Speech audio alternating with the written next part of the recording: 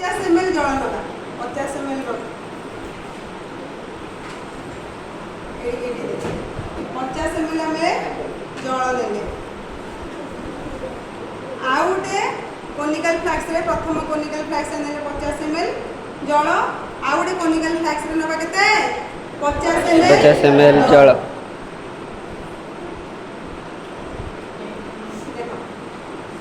आमे तापरे कोन नबा कॉपर सल्फेट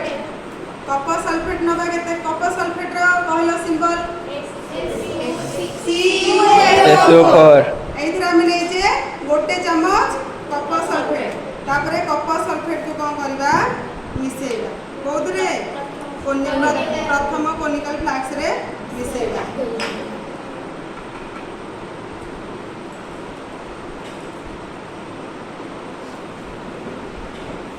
तापर तक कोन करिया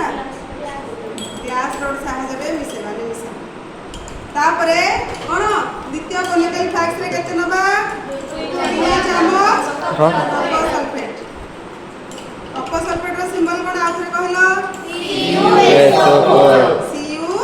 SO4 Cu टा कोन कॉपर बा तांबा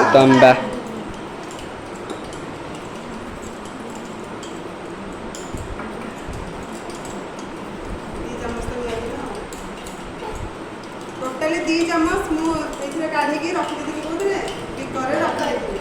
तापर एटा तापर लागो पैसा तापर हम कोन करबा कॉपर सल्फेट नबा गोटे चम्मच तापर ए कॉपर चम्मच नबा हाफ चम्मच पे आधा चम्मच और पोटेशियम परमानेंट नबा हाफ चम्मच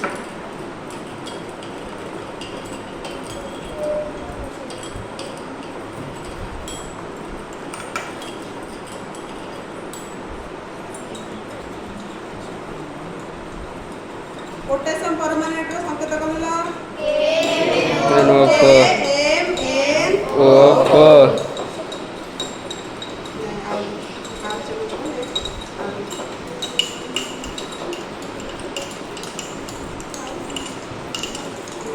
एटा हाफ चम्मच देले कॉपर सल्फेट आउ कोन पोटेशियम परमानेंट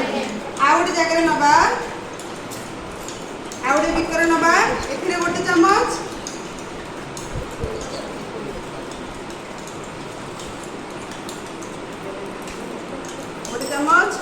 आउ पोटेशियम परमानेंट केते नबा गोटे चम्मच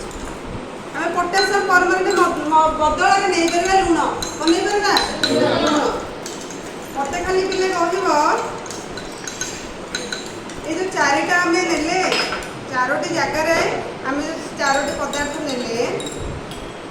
बा रासायनिक जैविक नेले कोटा बलरे मिसुची देखो पिले एटा में कोन थिए प्रथम कोनिकल फ्लास्क ने थिले 50 ml जल गोटे चम्मच कॉपर सल्फेट एवं द्वितीय परीक्षा नली रे कोन नै जे 50 ml जल 2 चम्मच कॉपर सल्फेट एवं एइथरे नै थिले ए बिकट रे नै थिले जो हाफ चम्मच बा आधा चम्मच कॉपर सल्फेट और आधा चम्मच पोटेशियम परमानेंट आ एथिरे नै जे गोटे चम्मच कॉपर सल्फेट आ गोटे चम्मच पोटेशियम परमानेंट देखिया कहबो जहाँ पचार एठी आसे कहबो सीधा आसलु एठी आसे ए जो कोनिकल फ्लास्क रे प्रथम को ए जो चारिटा में नेजे जैविक जो पदार्थ नेजे चारटी पदार्थ एहा एक रासायनिक जैविक जल अछि एवं कॉपर सल्फेट अछि दुईटी जैविकर मिश्रण एटा भी दुईटी जैविकर मिश्रण और 4 नंबर भी दुईटी जैविकर मिश्रण देख कहबो कोउथिरे मिश्रण भल भाव रे मिसी जाय चारटा भितरु कोडा प्रथम द्वितीय एटा भल भाव रे मिसी जाय एटा को आउरी स्टीरर भी करा जिवो हैला आउरी भल भाव रे आउ टिके जस्ट अछि भल भाव रे मिसी जेबो एटा को हमें कहबा समजातीय मिश्रण कोन कहबा समजातीय मिश्रण एइथरा हमें नेइथिले जल 50 ml जल आउ 2 चम्मच कॉपर सल्फेट एटा भल भाव रे मिसी जाउची मिसिउनी ना माने एडी होची कॉपर सल्फेट होची द्रव बहु जाक मिसेला हेले द्रवण। या पर पाठटा होची कोन द्रवण पाठ पढिबा। तापर एटा होची आमे जेते चेष्टा करी कि लागि पड़ी कि मिसेले भी द्रवीभूत हेबो नाही। देखो द्रवीभूत हेची कि द्रवीभूत हेइनी। एटा भी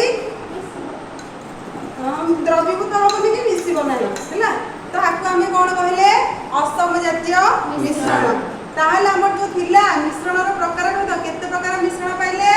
2 प्रकार गोटे होची समजातीय मिश्रण और असमजातीय मिश्रण